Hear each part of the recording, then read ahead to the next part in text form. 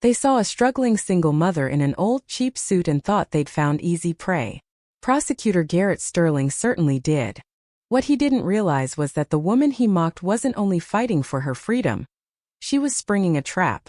In a courtroom where money spoke louder than justice, where the scales were fixed from the start, Nia Washington stood and listened to them laugh at her life. Then a single phone call shattered the room, and every smug smile inside it. The judge froze in open terror, and the hunter became the hunted. This wasn't just a trial. It was karma sharpened to a razor's edge. The air in courtroom tasted stale, thick with the smell of old polish and the sour tang of nerves. Outside, a Chicago winter hammered snow against high windows. Inside, the chill came from something else entirely. Nia Washington stood at the defense table, hands folded on scarred mahogany. Her charcoal suit, bought secondhand 3 years earlier, was pressed and neat. Against the prosecutor's Italian wool and silk, it looked like a costume from a lesser world. Across the aisle, Assistant District Attorney Garrett Sterling straightened his tie with practiced ease. He moved with the slick assurance of a man who'd never been denied anything he couldn't fire. The district attorney's golden boy, undefeated in high-profile corporate fraud cases, darling of the press. To him, Nia wasn't a person. She was a stat, a rung on his ladder. "Your Honor," Garrett boomed, pitching his voice for the reporters in the last row. "This is a simple case of opportunism." He gestured toward Nia without looking at her. The defendant, Ms. Washington, claims she didn't embezzle $50,000 from the Vanguard Charity Foundation. She calls it an accounting error. He paused. But let's consider reality. She is a single mother. She's drowning in debt. Her rent is overdue. The motive isn't subtle. It might as well be tattooed on her forehead. A low chuckle rippled through the gallery. Nia didn't move. Her eyes stayed on Judge Harlan Vance. Vance was in his late 60s, his face creased like crumpled parchment. His reputation was clear. Prosecution friendly, impatient with sob stories. He leaned back in his leather chair and peered at Nia over his reading glasses with an expression that hovered between boredom and faint contempt. "Is that all, Mr. Sterling?" he asked, sounding more entertained than annoyed. "Not at all, Your Honor," Garrett replied, lips curving into a smirk. He sauntered toward Nia, stopping a few feet from her, well inside her space. "We have bank records showing withdrawals. We have testimony from her supervisor, Mr. Caleb Thorne, confirming Ms. Washington had access to the accounts." His voice dropped, rich with false outrage. "But what I find most astounding is the nerve required to steal from orphans and sick children to cover. What was it? Credit cards? A new TV?" The gallery laughed again, quiet but sharp as a lash. Nia stayed silent. She knew the rules. If she argued, she was hostile. If she cried, unstable. If she protested, defensive. Any emotion would be weaponized. Silence was the only shield she had left. She glanced at her public defender, Arthur Pendleton. Arthur was in his late 20s, rumpled, with shadows under his eyes. He shuffled papers frantically, clearly outmatched by Garrett's theatrics. "Objection," Arthur managed, voice small. "Speculation as to how the money was spent." "Sustained." Vance sighed, dismissive. "Let's move it along, Mr. Sterling. Court has a tea time at 3. Garrett chuckled. "Of course, Your Honor. I merely want to give the jury a clear picture. Ms. Washington was a filing clerk, far from upper management. Are we really to believe she outsmarted an entire accounting department? Or is it more likely she grabbed what cash she could when no one was looking, because she was desperate?" He turned to the jury, his face arranged in a parody of compassion. "Poverty is tragic, ladies and gentlemen, but it's not a license to steal. And it certainly doesn't excuse biting the hand that feeds you." Nia's jaw tightened. The hand that feeds you. She'd worked at Vanguard for 4 years. First in, last out.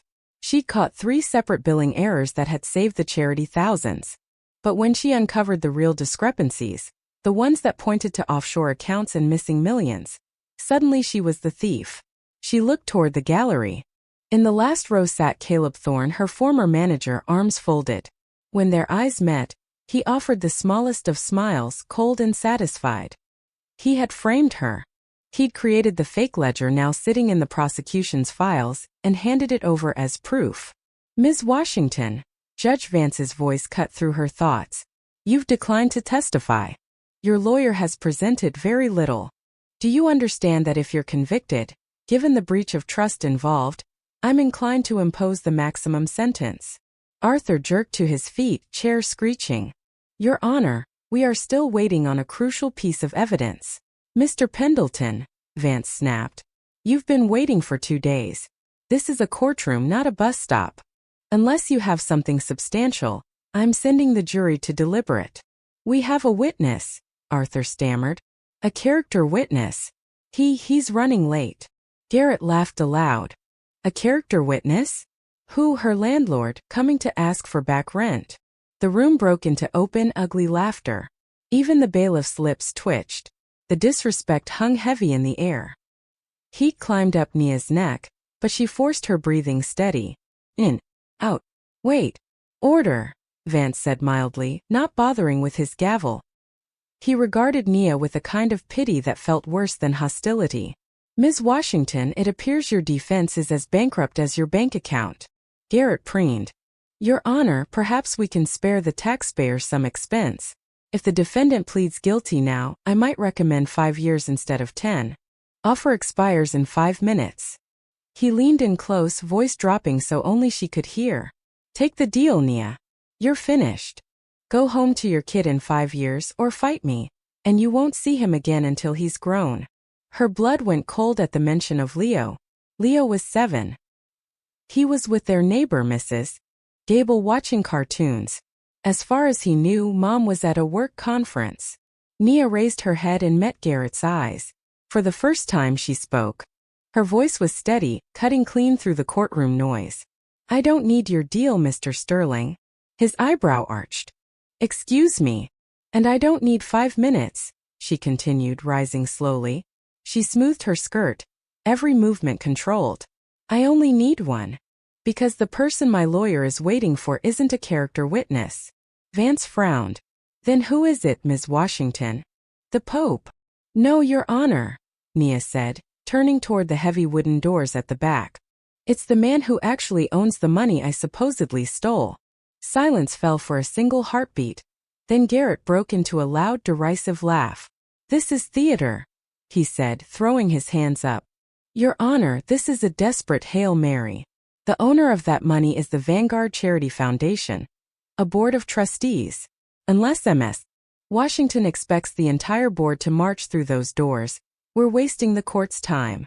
Vance removed his glasses, rubbing the spot between his eyes. Ms. Washington, I've indulged a lot today because of your circumstances, but I will not have my court turned into a circus. You're a clerk. You file papers. You do not summon board members. She's delusional. Caleb shouted from the gallery, voice rich with feigned outrage. She's been inventing stories for months. It's pathological. Order, Vance snapped, this time bringing down his gavel. He gave Caleb a sympathetic nod before turning back to the defense table, face hardening. Mr. Pendleton, control your client. If no one walks through those doors in the next 30 seconds, I'll hold you in contempt and send the jury out immediately. Arthur swallowed hard. He leaned toward Nia, whispering, panic in his eyes. Nia, if no one's coming, we have to beg for the plea. He'll bury you. She ignored him, watching the clock on the wall. The second hand tick, tick, tick, tick. Garrett lounged against the prosecution table, ankles crossed, Rolex glinting. You know, Your Honor, he drawled, checking the time. This is sad. This is what happens when people refuse to take responsibility, they invent fantasies. Ms. Washington, did you think some white knight would storm in here? This is the real world. In the real world you stole, you got caught, and now you pay. He picked up a photograph from the exhibit table, a shot of Nia's modest, cluttered living room, and held it up for the jury. Look at this, he said, his tone soaked in condescension. Not exactly luxury. Small, cramped, bad neighborhood. I get it, the temptation must have been overwhelming. They have millions. They won't miss 50 grand. That's how criminals think. That's how someone decides the rules don't apply to them. He tossed the photo down with a slap. She's a single mother, he went on, pacing. We all know the statistics. Instability, poor supervision. Maybe she did it for her son. But what lesson is she teaching him? Don't work, steal. That's the role model Nia Washington is. That was the line that cut too deep. They could sneer at her clothes, mock her neighborhood, twist her debts. But when he attacked her motherhood, the value she was raising Leo with, Mr. Sterling, Nia said, voice slicing through his speech. Be very careful. Garrett stopped, slowly turning as if offended. Is that a threat? Your Honor, the defendant is threatening an officer of the court. Ms. Washington, sit down and be quiet, Vance thundered, face reddening. One more outburst and I'll have you gagged. Do you understand me? Nia didn't move. Something in her posture changed. Her shoulders rolled back, chin high. In that moment she didn't look like a frightened clerk. She looked like someone who'd worn a different kind of uniform. I'm not threatening him, Your Honor, she said calmly. I'm advising him. Because when the truth comes out, everything he just said will be on the record. And he will regret every syllable. That's enough, Vance roared, slamming the gavel so hard it cracked like a gunshot. Bailiff, take the defendant into custody. Bail is revoked. She is clearly unstable. Two bailiffs started forward, hands resting near their belts. Arthur dropped his head into his hands. Garrett's grin stretched wide. He'd broken her. It was over. Goodbye, Ms. Washington, Garrett murmured as the bailiffs approached. Don't worry about Leo. The state has great foster programs. Ma'am, hands behind your back, one bailiff ordered, reaching for her arm. Nia watched the doors. I said, hands behind your back, he barked, gripping her wrist. Pain flashed up her arm, but she didn't fight. The humiliation was total. The judge mocking. The prosecutor gloating. The gallery whispering. A black woman being swallowed by a system built to crush her. About to be hauled away for a crime she did not commit. The bailiff reached for his cuffs. A sound cut through the tension. Not the creak of doors. A phone ringing. Every head turned toward the front. The sound was coming from the heavy, old-fashioned red phone on Judge Vance's bench. The private line. The one that never rang. The courtroom froze. Vance stared at it as though it had materialized out of thin air. He glanced at the bailiff, at Garrett. The ringing went on, shrill, insistent. Ring, ring, ring. Your Honor, Garrett asked, a flicker of uncertainty cracking his mask. Aren't you going to answer? Vance licked dry lips. It must be a wrong number. No one has this line except the governor's office and the Chief Justice. He reached out, hand trembling, and lifted the receiver. District Court Judge Vance speaking, he said gruffly, straining for authority. The whole room watched his face. First, his eyes widened. Then color drained from his cheeks so fast it was like someone had doused him in flour. His jaw worked soundlessly. He lurched to his feet, knees knocking the chair. Yes, sir, Vance stammered, his voice an octave too high. I wasn't informed.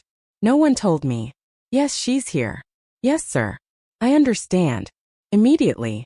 I'll put you on speaker. He lowered the receiver, hands shaking so badly he nearly dropped it. He looked at Nia. Every trace of boredom and disdain was gone. Fear. Raw and absolute. Mr. Sterling, Vance whispered hoarsely, sit down. Excuse me. Garrett blinked. Your Honor, the bailiff was just... Sit down and shut up. Vance screamed, panic shredding his composure. Garrett collapsed into his seat, stunned. Vance poked a button on the phone's base. You're on speaker, sir. A voice rolled out, deep and controlled, carrying an authority that seemed to vibrate in the old wood. Everyone in the legal world knew that voice. This is Tobias Vanguard, it said. Garrett went white. In the back row, Caleb looked like he might be sick. Mr. Vanguard, Vance squeaked. To what do we owe this? I'm calling, Tobias Vanguard replied, each word sharpened by ice, because I am watching a live feed of your courtroom, and I am witnessing my chief internal auditor, Ms. Nia Washington, being treated like a criminal by a petty prosecutor and a judge who appear to have misplaced their oaths. Silence dropped like a stone. Chief internal auditor. Garrett mouthed the words, staring at Nia. The bailiff still held the cuffs, frozen mid-motion. Nia gently pulled her arm free and smoothed her jacket. Then she turned to Garrett. "Hello, Garrett," she said coolly. "Did I forget to mention my promotion?" The silence in courtroom 4B was no longer empty. It thrummed, heavy and electric. Tobias Vanguard's voice lingered in the air like smoke. Judge Harlan Vance looked as though he might collapse. His face, flushed with self-satisfaction minutes earlier, was now chalky. He stared from the phone to Nia and back again, mouth opening and closing without sound. "Did you hear me, Judge Vance?" Tobias's voice grew harder. "Nia Washington is my chief internal auditor. She reports directly to me. She has been undercover for 6 months to identify a cancer in my foundation. A cancer that, from what I see, has spread into your courtroom." Garrett, who had lounged a moment before like a man in his living room, now gripped the table so hard his knuckles turned white. For the first time he really looked at Nia, and saw what he'd missed. Not fear but calculation. Not submission but discipline. "This is some kind of mistake," he stammered, his smooth baritone breaking. "Mr. Vanguard, if I may, we have evidence. Bank statements. Witnesses. Washington, or whoever she is, was found with $50,000 in her account." Nia laughed, a short, cutting sound. She stepped into the center of the aisle. The bailiff, still holding the handcuffs, seemed unsure whether he should arrest her or salute. "The $50,000 wasn't stolen, Garrett," she said, dropping the formalities. "It was bait." "Bait?" he repeated, sweat beading at his hairline. "You called me a low-level clerk," Nia said, addressing the jury. They leaned forward, rapt. "You were right about the title. I filed papers. I made coffee. I let people talk down to me. I let Caleb Thorne scream at me for being 5 minutes late." She turned and pointed to the back of the gallery. Caleb sat rigid, horror etched on his face. He lurched to stand just as the doors at the rear opened and 2 men in dark suits, federal marshals, stepped in and took positions beside the exit. Caleb sagged back into his seat, trapped. "I spent 6 months making myself invisible," Nia continued, voice gaining strength. "Because invisibility has advantages.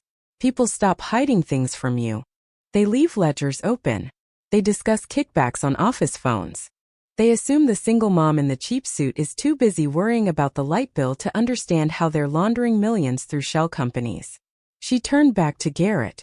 "That $50,000, she said. "I moved it myself using the exact loophole Caleb created. I wanted to see who would flag it. If the department was honest, they'd have caught it in an hour. They didn't. Caleb found it 3 weeks later.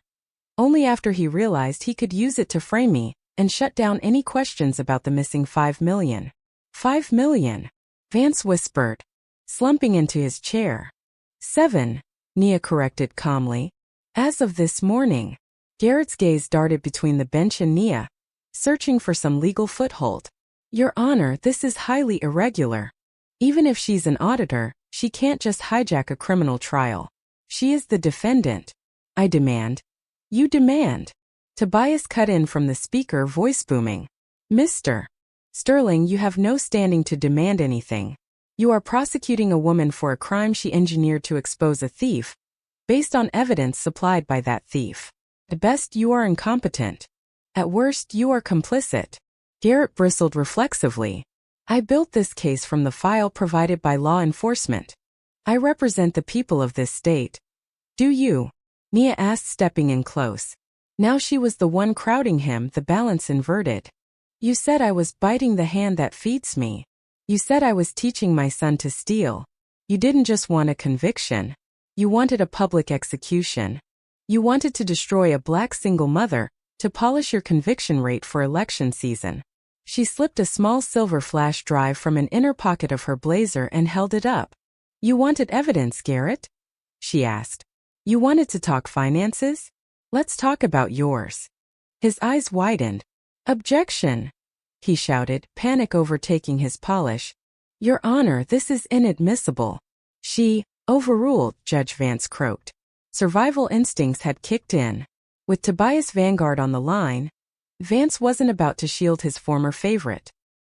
He'd save himself. "Let her speak." Nia handed the drive to Arthur. The poor man looked shell-shocked but managed to slot it into the court's laptop. Arthur, open file 1A, she said gently. The projector screen flickered to life behind the judge. Emails filled the display. This, Nia said, gesturing to the screen, is an email chain between Caleb Thorne and a consulting firm named Sterling Strategies. It's a Delaware corporation. No staff. No office. Just a bank account. She faced Garrett. Recognize the name? He said nothing. His face had gone a mottled purple. Sterling Strategies receives a monthly retainer, $5,000, from Vanguard Charities Discretionary Fund, Nia explained to the jury. On paper, it's for legal consulting. But Garrett, you're the prosecutor. You can't secretly be on the payroll of an organization tied to your own case. That's a conflict of interest. And when that money is coming from the very fund being looted, it starts to look a lot like conspiracy. The gallery erupted. Reporters' fingers flew over keyboards. The room buzzed with barely contained chaos. That's a lie, Garrett bellowed. I don't own that company. It's a family trust. I have no control over it. We'll let the feds sort that out, Nia said smoothly. We're not done. She turned to the jury again. Here's the worst part, she said. You came after me, Garrett. But while you were busy laughing at my apartment and my suit, you missed that you were being played by someone much smarter. She pointed to Caleb. Caleb didn't just steal money. He stole identities. He took the names of the children this foundation was supposed to help, orphans, sick kids, and opened credit lines in their names. He used those lines to fund a life you admired so much. She faced the bench. Your Honor, I move to dismiss all charges against me with prejudice. And I recommend you ask the marshals at the door to step forward. Because I'm not the criminal in this room. Chaos pressed against the walls barely contained. Vance looked like he'd swallowed glass. Dismissed? He whispered at last, rapping the gavel weakly. Charges dismissed. Obviously. Not yet, Your Honor, Nia said sharply. We're not finished. His head jerked up. I just dismissed the case. You're free to go. I am, Nia agreed. But I'm still under oath. And I still work for the Vanguard Foundation. I have a duty to present the full scope of this fraud. Since Mr. Sterling was so eager to lecture us about responsibility and the real world, let's give the jury a real-world education. MS. Washington. Garrett hissed, stepping close, voice low. You made your point. You humiliated me. Congratulations. Walk away now before you burn bridges you'll never rebuild. I am still the top prosecutor in this city. Make an enemy of me and you'll regret it.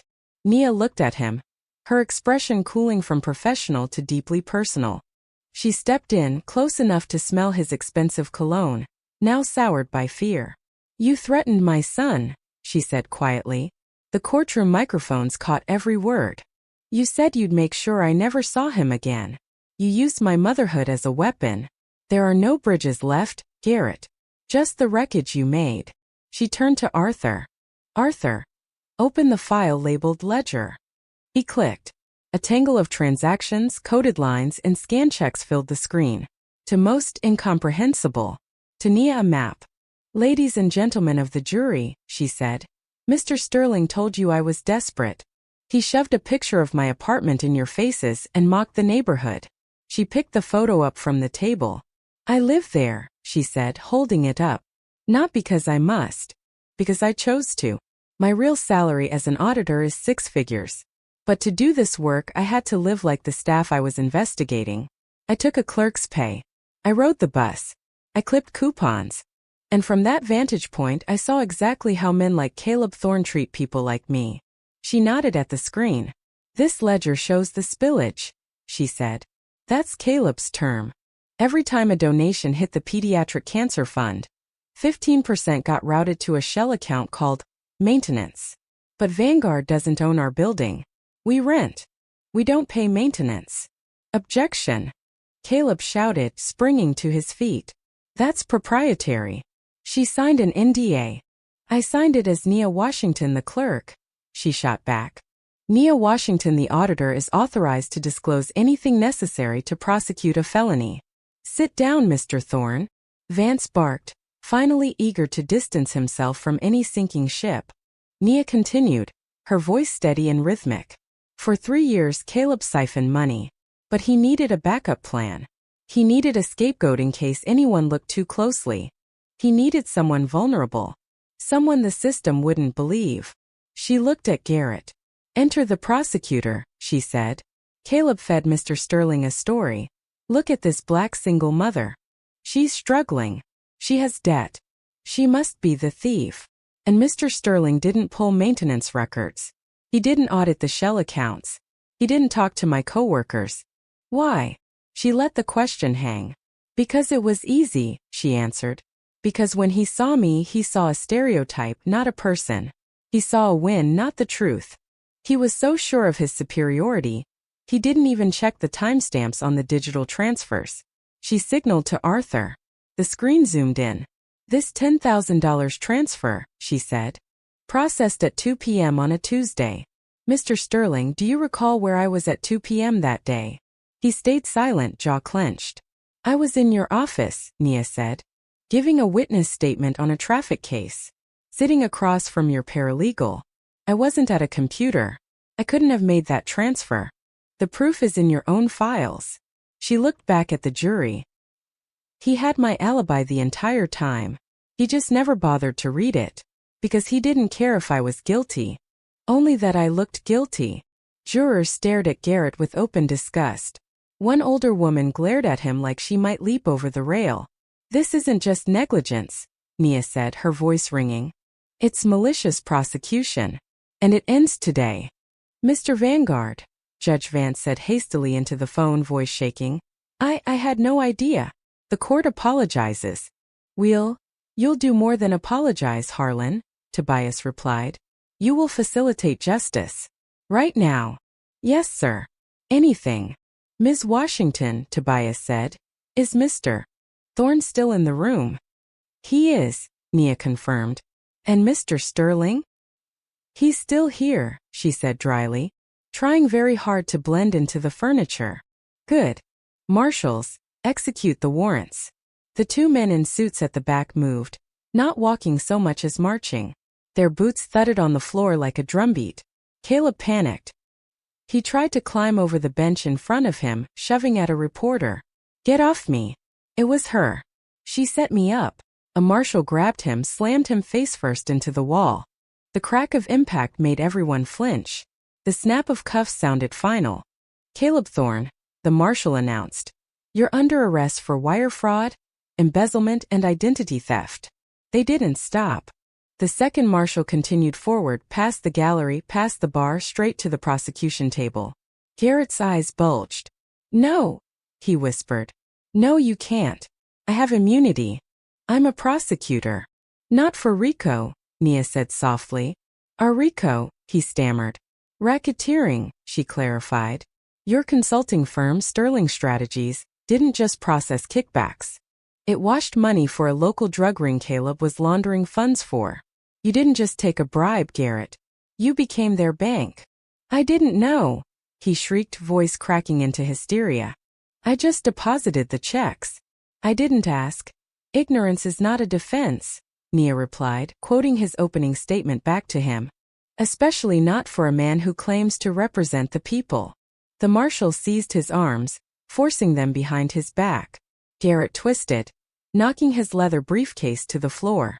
Papers scattered, motions, photos of Nia's apartment, drafts of speeches mocking her poverty, spilling like trash around his feet. "Garrett Sterling," the marshal said, snapping the cuffs shut with relish. "You are under arrest for money laundering, conspiracy to commit fraud, and corruption." Garrett twisted toward the bench. "Harlan, do something. Help me." Judge Vance looked away, suddenly enraptured with his notepad, scratching furiously to avoid eye contact. As Garrett was dragged past Nia, the bravado stripped away, he looked like a frightened boy. "Why?" he gasped. "Why didn't you just tell us who you were?" The room went silent, waiting for her answer. "Because if you knew I had power, you would have treated me with respect," Nia said.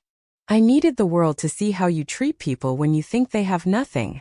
Garrett's heels scraped the floor as they hauled him out, sobbing. From the speaker, Tobias Vanguard spoke one last time. "Judge Vance." "Yes, Mr. Vanguard," Vance croaked. I've already forwarded a recording of this trial to the Judicial Oversight Committee and the governor. I suggest you refresh your resume. I hear the golf course is hiring caddies. The line clicked off. Vance stared at the dead phone, then set it down carefully. He looked at Nia, suddenly shrunken and old. Case dismissed, he muttered. Court is adjourned. He stood and fled to his chambers, not daring to look back. Nia remained at the center of the room. She drew a slow breath and smoothed her cheap jacket. She turned to Arthur, who stared at her as though he'd just seen a legend born. Arthur, she said. Why yes, Ms. Washington, he squeaked. You're a good lawyer. You actually tried to fight for me when you thought I was nobody. He flushed. I tried. I'm firing Vanguard's entire legal department, Nia said matter-of-factly. We need a new general counsel. Someone who remembers what justice feels like. Interested. Arthur dropped his pen. Me? General counsel for Vanguard. The pay is better than public defense, Nia said, allowing herself a small smile. The suits too. Come on. Let's go get Leo. She walked down the aisle like a queen leaving her court. Cameras flashed. Reporters searched. She didn't slow. But the story didn't end at the courtroom doors. The prosecutor and the thief had tasted their karma. Yet one person had watched from the shadows, someone Nia hadn't seen, someone who would make sure the fallout spread far beyond 4B. Outside, in the swirling snow, Nia's phone buzzed in her pocket. Not her work phone. Her burner. The one only Leo's sitter had. She answered with a smile already forming. Hey baby. Mommy's coming. Ms. Washington. The voice was distorted, mechanical. You put on quite a show. But you took something of mine. The ledger you showed in court? It's missing a page. I want it back. Nia stopped on the courthouse steps. Snowflakes eddied around her. Who is this? She asked quietly. You took down pawns, the voice hissed. But you just woke the king. Watch your back, Nia. The line went dead. She stared at the phone. Inside, judges and jurors were still reeling from her victory. Outside, the war had just begun. The snow that had felt like confetti minutes earlier now seemed like ash. Nia's thumb hovered over the burner's screen. The king. Nia. Arthur's voice jerked her back. He stood nearby, clutching his briefcase like a shield. You look like you saw a ghost. Everything okay? She slid the phone back into her pocket. She wasn't dragging Arthur into this, not yet. He was a good lawyer. But right now she didn't need a brief. She needed a fortress. Arthur, she said, voice shifting into command. Go to your car. Drive straight to the office. Lock your door. Don't talk to anyone, not even the press, until I call you. Understood. What about a statement? People are waiting to. There is no celebration, she snapped, grabbing his arm. Someone just threatened me for something I didn't give them. Go. Now. He saw the seriousness in her eyes and didn't argue. He bolted for his dented sedan. Nia turned the other way, toward a black SUV idling at the curb. Unmarked. Her real ride, Vanguard security. She slid into the back seat. We have a problem, she told the driver, a broad-shouldered man named Marcus. Code red. Secure Leo first. Already done, Ms. Washington, Marcus replied, eyes on the mirrors. Mrs. Gable turned custody over 10 minutes ago. Leo's in a secure suite with Vanguard security. He thinks he's at a VIP arcade. Relief shuddered through her. Leo was safe. That came first. Everything else could burn. Who is the king? She murmured. She pulled a folded sheet from her purse. The hard copy of the ledger she'd never shown in court. The missing page. The one with account numbers she'd never been able to trace. Columns of transactions. $500,000 here. $1 million there. All flowing into a blind trust in the Caymans. Marcus, she said, take me to Vanguard Tower. I need the mainframe. We've got a tail, Marcus replied calmly. Nia whipped her head around. 3 cars back, a gray sedan mirrored every turn. Same lane changes. Same speed. Lose them, she ordered. Marcus floored the gas. The SUV surged ahead, cutting through slush. The sedan sped up too, sticking to them. This wasn't passive surveillance. It was pursuit. They're not backing off, Marcus muttered, swerving onto a side street. Hold on. He swung the wheel, drifting the heavy vehicle around a corner. The sedan followed, clipping a parked car but refusing to slow. The rear window of the sedan slid down. A hand emerged, metal glinting. Gun! Marcus shouted. Pop, pop, pop. Rounds slammed into the SUV's rear. The bulletproof glass crazed but held. Nia ducked, heart pounding. This wasn't law anymore. This was open war. Call it in, she yelled. Dispatch, this is Vanguard Alpha 1 taking fire at 5th and Main. Marcus barked into his radio. He jammed the brakes.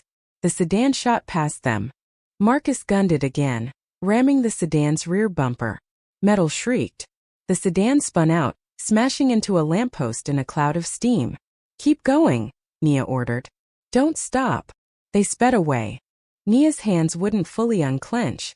She unfolded the ledger page again, the numbers blurring for a moment. Who kills in broad daylight over this? She wrestled open her laptop, connected to the SUV's secure Wi-Fi, and fed in the account number. 889 Alpha. She ran it through Vanguard's deep search algorithm. Searching. A name appeared. Not a cartel boss. Not a gang. Senator Julian Thorne. Caleb's uncle. Frontrunner in the governor's race. Champion of family values and law and order. The man likely behind Garrett's entire career. The missing page ties his campaign to the stolen money, Nia whispered. That's why Caleb thought he was untouchable. That's why Garrett dumped everything on me. They weren't just hiding theft. They were protecting the next governor of Illinois. Her phone rang again. Same unknown number. She answered. Hello, Senator. Silence. Then a dry chuckle. You're sharper than you look, Ms. Washington. Julian Thorne's polished voice slid through the speaker. Smart people know when to accept a deal. I don't make deals with thieves, she said evenly. Everyone makes deals, Julian replied. Here's mine. You bring me that page. You erase every digital trace. In return, you and your boy disappear. I'll wire 10 million into an account of your choosing. Live like royalty in Paris. He paused. Or, he said, his tone flattening, you refuse. And next time my people don't miss. And we both know accidents happen to children every day. Fires. Hit and runs. Stray bullets. It's a dangerous world.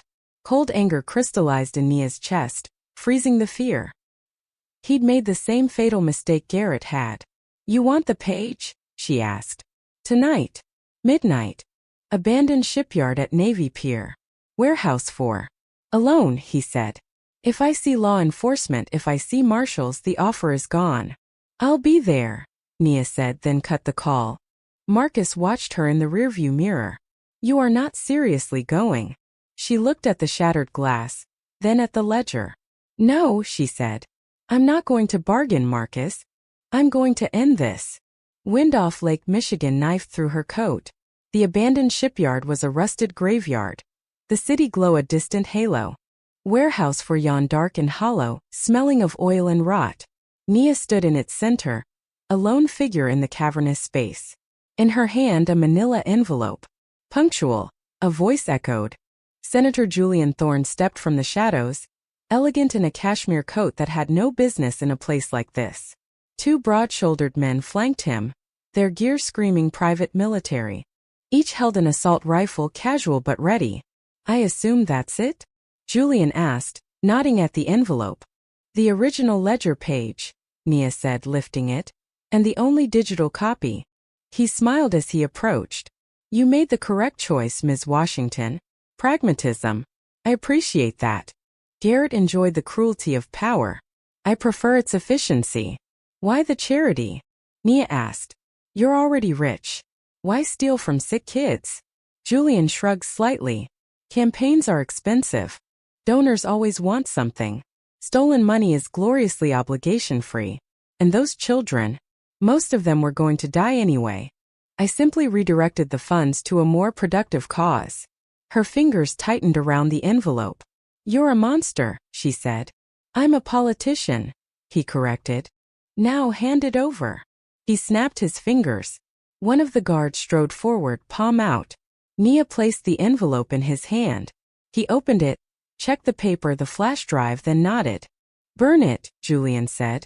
The guard flicked a lighter, touched flame to the corner of the page. They watched it curl and blacken. He let it fall, grinding the flash drive under his boot.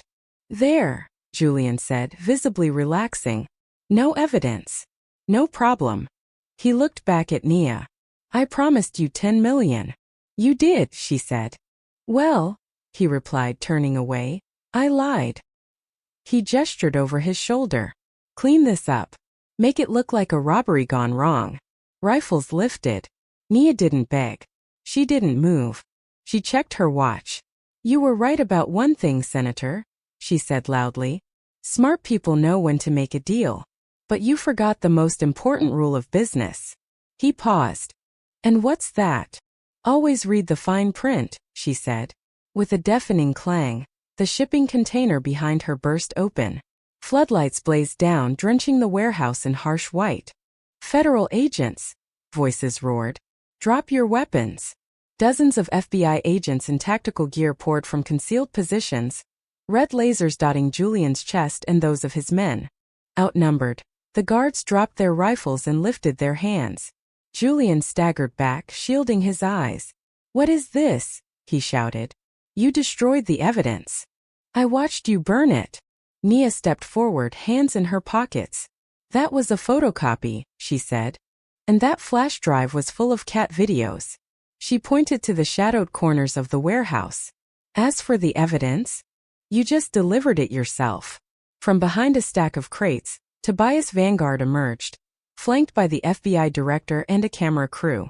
We've been broadcasting for the last 5 minutes, Tobias said, voice thrumming with satisfaction. The entire state heard you admit to draining money from dying children to fund your campaign. They heard you order a murder. Julian's polished facade crumbled. The smooth politician dissolved into a shaking old man. This is entrapment, he spat. You can't. I can, Nia cut in. I'm the chief internal auditor. I just finished my audit. Agents swarmed Julian, wrenching his hands behind his back. As they marched him past Nia, he glared with pure hatred. You're nobody, he hissed. Just a clerk. She smiled, the same cool, knowing smile she'd worn when the red phone rang. I'm a mother, she said. And you threatened my child. That was your first mistake. And your last. 3 months later, the snow was gone. Spring sunshine glinted off glass towers. Inside Vanguard Tower, the foundation had been gutted and rebuilt. The old board gone. The bogus maintenance fees gone. The accounts clean. Nia Washington sat in a corner office on the 40th floor. This suit wasn't second-hand. It was custom silk. Arthur Pendleton knocked lightly and stepped in. He looked like a different man, confident, sharp, well-tailored. Vanguard's new general counsel. MS. Washington, he smiled. The car's ready. Thanks, Arthur, she said, rising. Nervous. It's a big night, he said. You're the guest of honor. I stared down a cartel's lawyer and a corrupt senator. Nia laughed softly. I think I can handle a gala. They rode the elevator down together. Outside, press waited behind barriers, cameras flashing. This time the headlines were different. Héros auditor savait million. The woman who took down the governor. Nia didn't stop for the microphones. She climbed into the waiting limo. Inside, a little boy in a tiny tux sprawled on the seat, absorbed in his tablet. Mom, Leo Shirpat. Hey baby. She kissed his forehead. Ready for the party? Yeah.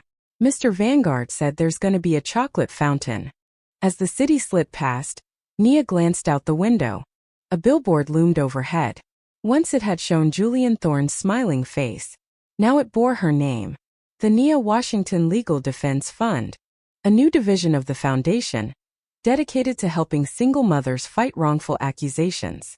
Women who couldn't afford what Nia had nearly lost everything to win. She had walked into that courtroom a victim. She walked out a legend. Karma hadn't just snapped back. It had swept the board. And as she held her son's small hand in the back of that limo, Nia knew that, for once, the good guys had actually won. That is the power of standing your ground. Nia Washington proved that no matter how much money or influence your enemies wield, truth, and a mother's love, can be the deadliest weapons of all. They mistook her silence for weakness. They never realized she was simply taking aim.